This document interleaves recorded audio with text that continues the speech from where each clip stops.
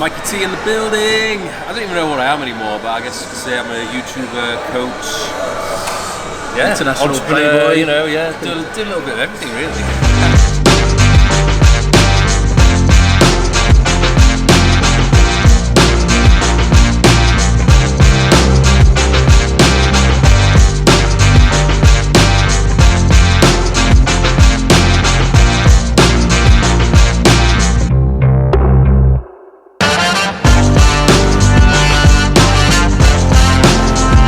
Okay, so welcome back to the Ultimate Fitness YouTube channel. Today we're in sunny Dubai, different country and a different gym. We're at Train SF and none other than special guest. Introduce yourself. Mikey T in the building. I don't even know what I am anymore, but I guess you could say I'm a YouTuber, coach, international entrepreneur, playboy.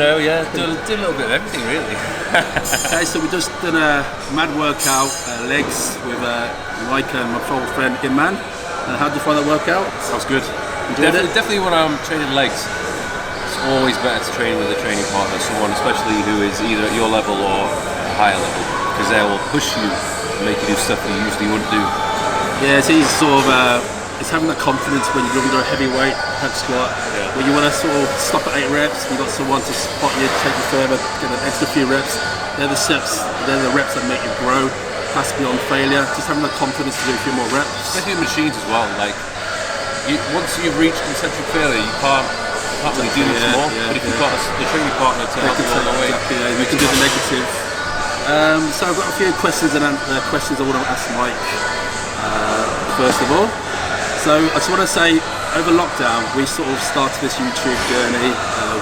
So obviously lockdown, nothing to do but watch YouTube videos, and we came across a lot of Mike's videos, and really liked the way he sort of came across and took away a few of his tips that I've learned. Obviously in this industry you can never learn too much. I've been training over 30 years and I'm still learning now. I've still picked up a few tips from Mike, so it's great to keep learning from different people, different sort of stages in their career. But yeah, I just want to ask Mike a few questions. So when you first started training, who did you look up to, who did you follow? I think honestly to begin with, we're talking about when I was like... How old are you now, Mike? I'm 31. So when I started, I was like 17, 18, 19 years old. I got into it seriously when I was at university. But like, social media wasn't that big. At the time, there was no Instagram. There was Facebook. I think there was some stuff on YouTube. But I honestly, I wasn't really watching anything. So what did you study at uni? Economics and business management. So I had nothing to do with the sport or gym. I would say when I first started picking up a dumbbell, like I was trying to figure it out myself. When I look back, it was pretty horrendous because there was no programming. I didn't know what I was doing. It wasn't until the first year of university where I started going to the gym with two of my friends. They were massive guys. They'd already had a lot of experience in the gym. So they were the guys that taught me everything. So I was doing like a bro split. It was like back day, shoulder day, arm day, chest day. Was that in a sort of bodybuilding gym? Or was that It was a university gym, but there was the weights. A lot of knowledgeable guys there.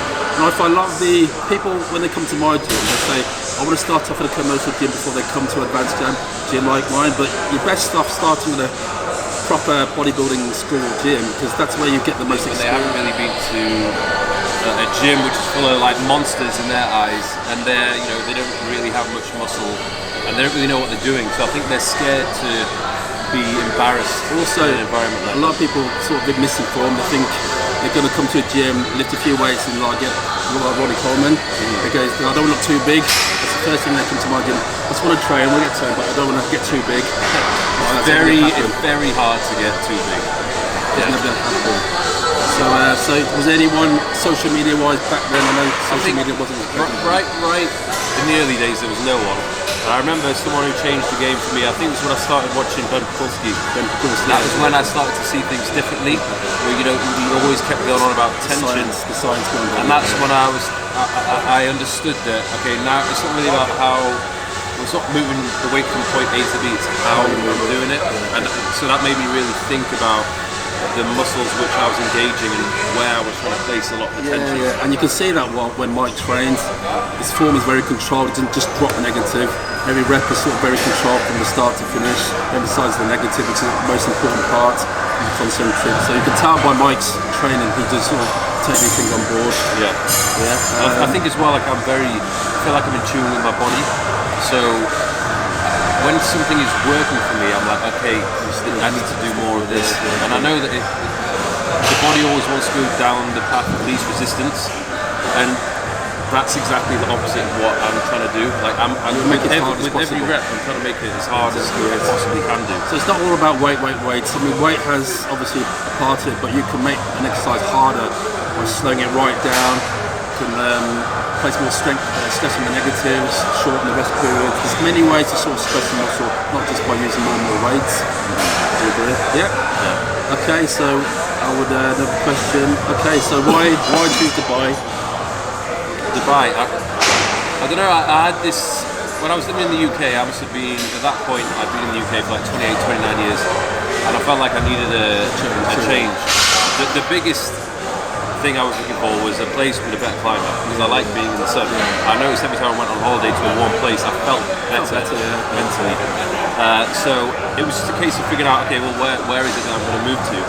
In 2019, I traveled to a lot of different places, but I remember first time I came to Dubai, that was a place that really stood out to me. I just thought it was like very different. So you'd already been to Dubai before? Oh yeah, I'd been, before I moved, I'd come a couple of times, but I always remember each time I came, I absolutely loved it. And for what I do for a living, I felt like it was the perfect spot.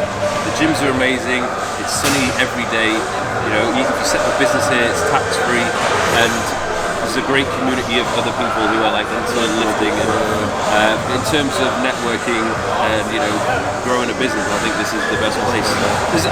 But like people look at it and they think, oh well, if Mike loves it, then probably I'm going to love it as well. Like it's really each to their own. If you come here, you either hate it or you love it. Do you find coming in on holiday is different to living here? Did you find to adjust? Well, I noticed when you come here on a holiday, you're here for like 7 days, 10 days, you're trying to do all the touristy things and do as much as possible in that period of time. But I mean, because I've been here on holiday a few times and I've been here for a while, I've done all the touristy stuff.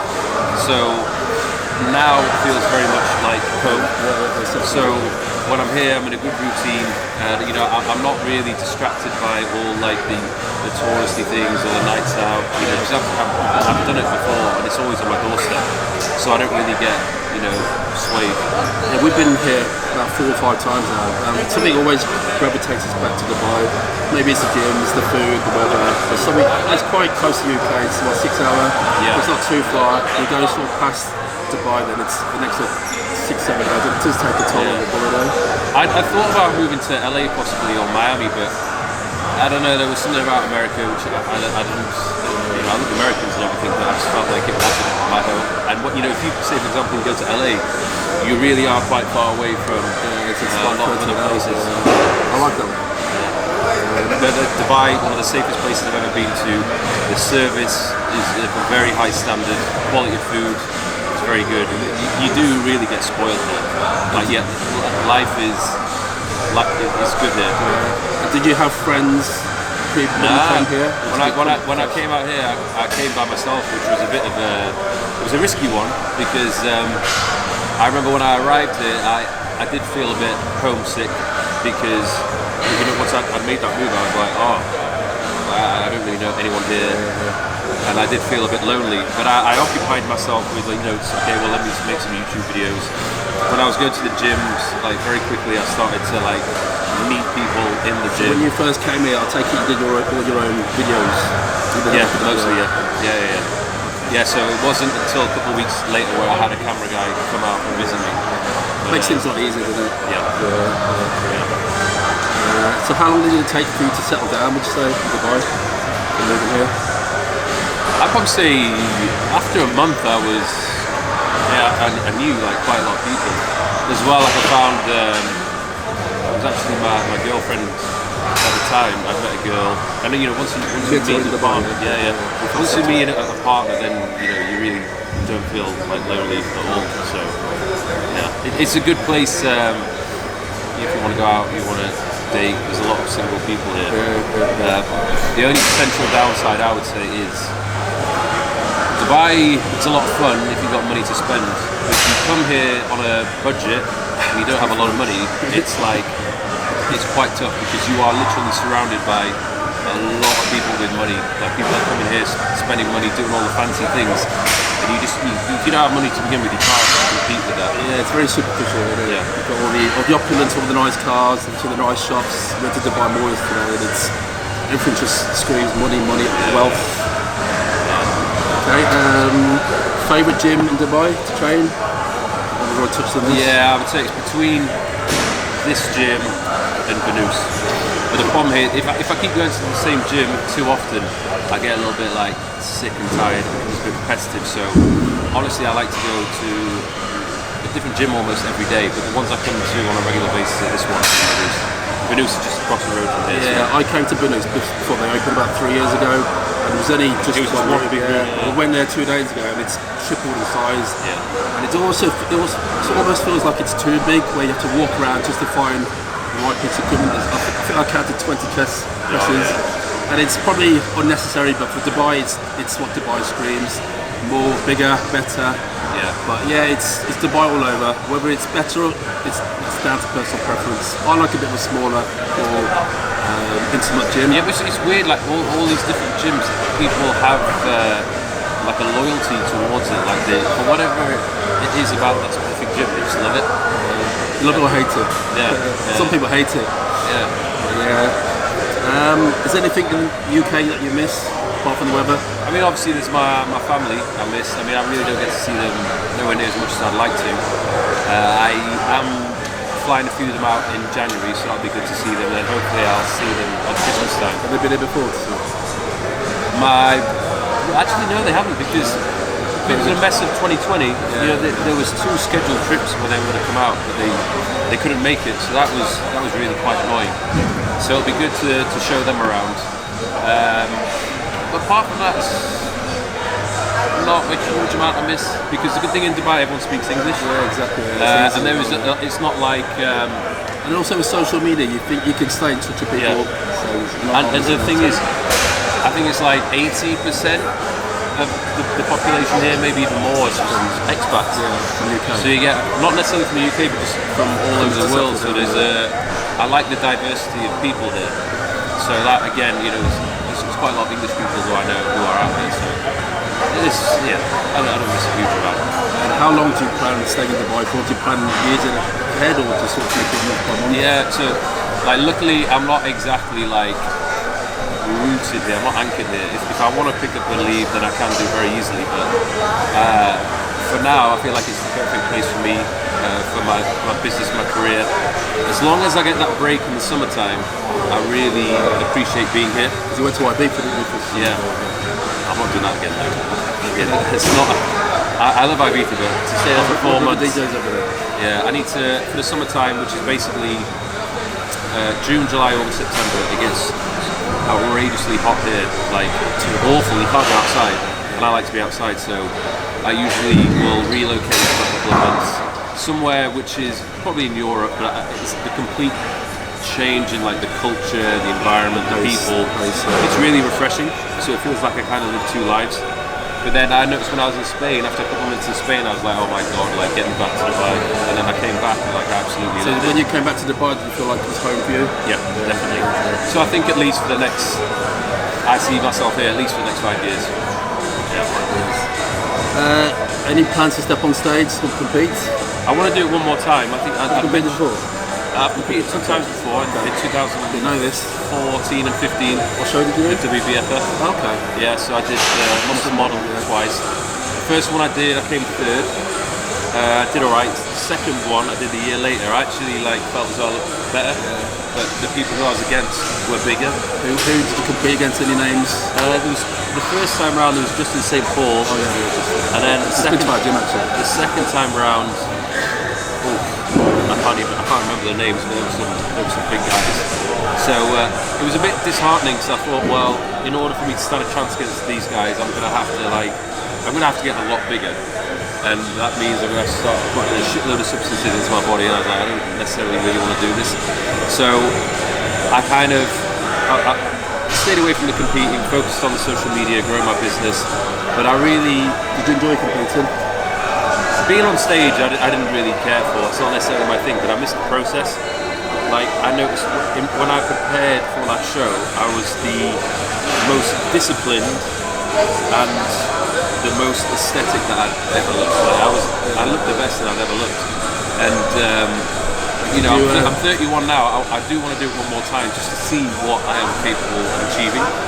Did you prep yourself for that competition? Yeah, both times. I've always prepped myself, and there's something satisfaction about prepping myself.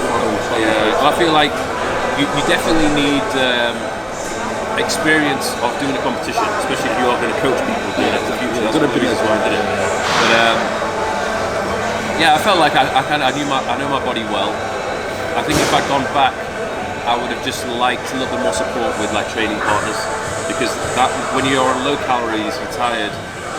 You know, trying to train by yourself is really hard. So you almost need either a coach there with you or a training partner to push you. Training partner goes a long way, especially prepping for a competition. Turning up when you don't want to train, pushing you through the last few weeks when you're on very low carb. There's one thing that puts me off it, because I know, especially that 1 month prior, it's really tough. Like people, you know, when I've had clients who used to complain about being tired or being hungry, and I'm like, look, you have no idea.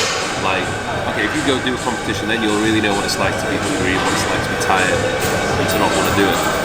And so it definitely built up a lot of mental strength and discipline. I felt like after that, like I was capable of doing a lot of things. But the downside of it was I had a horrendous relationship with food 3 months after.